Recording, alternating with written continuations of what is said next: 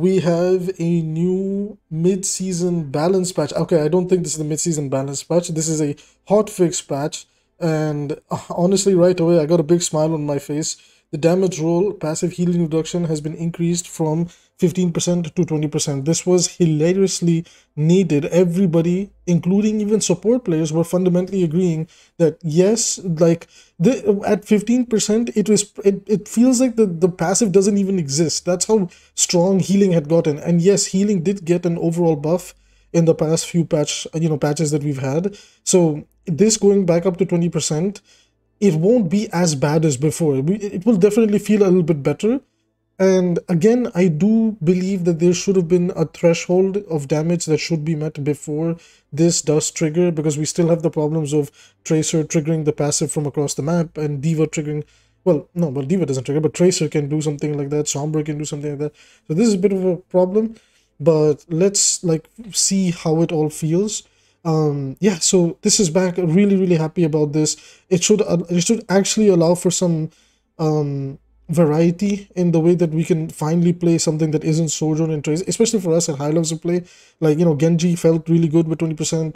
Pharah is already, like, Pharah is kind of a sleeper pick coming into the game now, so Pharah is going to feel really good with this. So Hanzo might feel a little bit better too, so I look forward to seeing what they do. Anyways, so let's get through these patch notes. So we got Tank and Orisa. Orisa has gotten nerfed finally. So fortified duration reduced from 4.5 to 3.5 seconds. Wow, a full second has been cut off Orisa with the fortify. And then Orisa also moves 20% slower when fortified. Okay, I don't know about the movement thing being slower, but this is nice since, because, you know, the thing that sucks about Orisa right now is that she can kind of do it all. Because they removed the fall off from her primary weapon, she can snipe people across the map. She can apply such good damage like to other tanks from, like, you know, approaching them, that it's so hard to deal with, you know, an Orisa. I do believe that a personal oversight, something that I would nerf, is like give her the fall off back, because, you know, I think her having no fall off is a bit silly. Regardless, her losing a lot of survivability is a very good thing. Although I will say that despite this fortified change coming through, it's not going to absolutely gutter the character, but what will really allow for a window of being able to punish bad Orisa players is a javelin spin. So now the javelin spin cooldown is all the way up to 9 seconds. So what this means is that there's finally going to be a proper window of being able to punish Orisa players. You know, like the Orisa players cannot run it down mid anymore. Like they actually have to properly play the game and not just turn their brain off and play the murder equivalent of the tank role, right? So this is very good. And, you know, less Orisa, the more fun for everybody else. We might actually be going into a meta where Hog and Mauga might be controlling the game with a bit of Reinhardt here and there, because Rein's beginning to feel really good too. I'm not going to lie, we know more changes to the tank role are coming, but yeah, this is just a hotfix patch to quickly help the game feel better. Yeah, so only Venture. Okay, and now here's a blazing hot take before I read all of this. Venture doesn't need a nerf. They do not need a nerf. They're very, like, situational, and in certain situations they're very good, in certain situations they're very bad. So let's see what the ban stream did. So right away, damage has been decreased of the primary fire from 45 to 40, and then the drill dash initial impact damage has been decreased from 40 to 30. So this has hurt their combo potential really bad. This is really something. And the alt charge, where the alt went up by 10%. Okay, to be honest, the alt charge increasing makes perfect sense, because that thing does come up very quickly. But to be honest, the ultimate isn't even that good. It's very easy to, like, play against and work around that. It is what it is. But you know what, we're gonna go into the practice range with Venture really quickly and get a quick feel for the character. So I'm just gonna bring up like a generic 250 HP character. I guess something like Hanzo would be perfect. So now, you know, like, now if you do like the initial combo, oh, you know, okay, so this is like a perfect combo. It will leave them with a slither of HP. This seems to be like the new norm. So if you do everything perfectly, you'll be fine. But this, you look at this, look at this. So if you don't get the chance to follow up with the melee, they actually get left with a decent amount of HP. Look at that. Hanzo gets left with almost half HP. So it wasn't like that before. Before it would go down to maybe the second final bar, right? So Hanzo drops by 100. So that's definitely something you have to be a little bit more careful with your combos with Venture. So now going over to Orisa, and we're going to try Orisa. By the way, before we talk about anything, this Orisa skin from the new event is actually really cool. So it was one of the bosses in the King's Row PvE game mode that came around, and now we actually have that skin over, so it's very nice. But talking about Orisa real quick, we know the javelin spin has gone up to 9 seconds. Oof, that's definitely gonna hurt the survivability of Orisa. And again, good Orisa players will know how to work around this, but there's finally a window to punishing Orisa if she does overcommit, right? Because that was her problem. Like, Orisa will still be good, but not like to the point where other tanks cannot play against her because she can overstay her welcome. So now we're gonna see how, look, so this is her normal movement speed, right? So this is the normal movement speed. And now we're gonna do it with the new Fortify, right? Oh, look at that, she slows down a bit. So now Fortify is like either you completely commit or, you know, like, before what a lot of Orisa players were doing is that they could take so much space. Like, for example, like you could take space with Javelin and then use Fortify and just zoom up to the space that you want to take, and you're tanking so much damage, and the, you know, the DPS passive being so reduced also is a big deal. But yeah, like this change for Orisa is really, really good. And finally, I've been saying this since months ago when I initially made my how to nerf Orisa video, is I said that all you have to do is hurt her cooldown cycling potential, because she can cycle this, cycle the Fortify, okay, and then like she can cycle back into the Javelin spin and then start her next throw. And now look, there's almost 10 seconds of no cooldowns on the Orisa.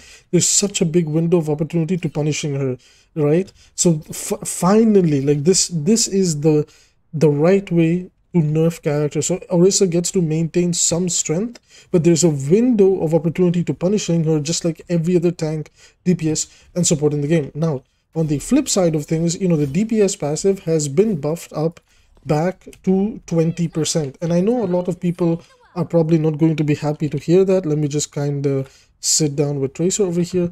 And, you know, a lot of people are probably not going to be happy about the DPS passive going up, but I am. So if you guys didn't know, the biggest problem that was happening going into Season 10 and near the end of Season 9 is the game just started to feel like Season 8, and all the changes that we had made to the game with the bigger HP pools and all this type of stuff, it just felt completely pointless. But now, with the DPS passive going back to 20%, there is something to account for, that in general healing has gone up too. Like, for example, like 𝐓𝐈𝐈𝐓𝐹 didn't get any adjustments or changes, so his overall healing has gone up. Ana did see a heal increase with the nade, seeing a raw number. Like, I believe the nade does 100, like, you know, raw healing. BAP is very consistent. Brig, like, I'm not gonna lie, the DPS passive really hurts Brig and really hurts Mercy. 𝐒𝐈𝐈𝐓𝐄𝐈 generally saw a number increase, so she's not that bad. Kiriko is Kiriko, she was already really good. Moira is yet again the best support in the game, as per usual.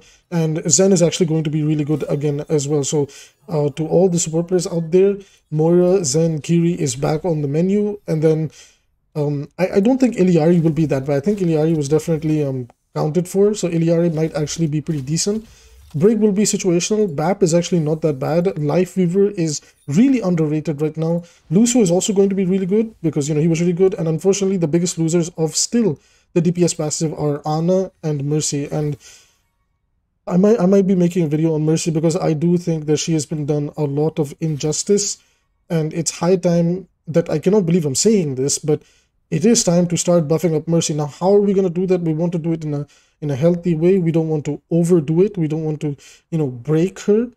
So again, like whenever I want to buff characters, I try to, you know, shift power in the kit while trying to maintain a healthy balance so the character doesn't become oppressive. So that's, you know, like from the support role, Mercy and Ana need help. From DPS, Pharah is going to feel like, okay, all the projectile DPS characters are going to feel much better again. So already Pharah was kind of like sliding into at least ladder where she was feeling really good. Widowmaker's already good. Venture's like going to be a little bit more inconsistent, but they're fine. Mei was hurt a lot by the 15% heal reduction. So the 20% is much better for her in terms of being able to do her thing. Junkrat's gonna like it. Tracer is going to love it. Okay, Torbjorn is Torbjorn. He's broken always. I still cannot believe he doesn't get nerfed properly. And Torb might actually be very strong now since his turret can trigger the 20% heal reduction. So anytime the enemy is playing Tracer, guys just lock the Torb. Like, that Tracer is going to cry. Hanzo still needs a little bit of help. I do want to play him a little bit on the current patch, the hotfix patch that we've gotten, and give my opinion. Genji is going to feel much better, since I was saying that on 20% heal reduction, Genji wasn't that bad. So, you know, now he's definitely gotten a little bit more power in his kit. You know, Sim is also going to feel a little bit better. You know, Sombra already feels really good. Echo feels really good. Soldier is definitely going to feel much better. Sojourn is already one of the top DPS in the game. Reaper is also going to feel a little bit better. Bastion's Bastion, like he's okay. And then Ashe is, you know, also A tier pick. So overall, like the damage roll as a whole just saw a pretty good, you know, buff to itself.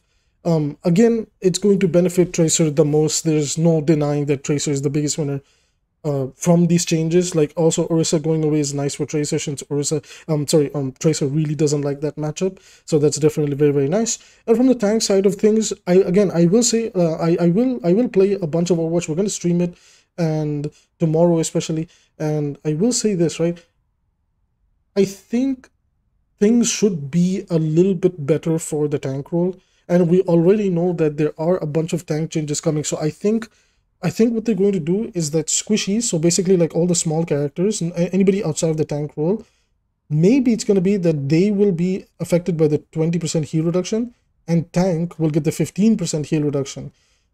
We don't know that fully yet. I'm just speculating, but I want to hear your guys' thoughts and feelings down below. What do you think of these changes? Do you agree with them? Do you disagree with them?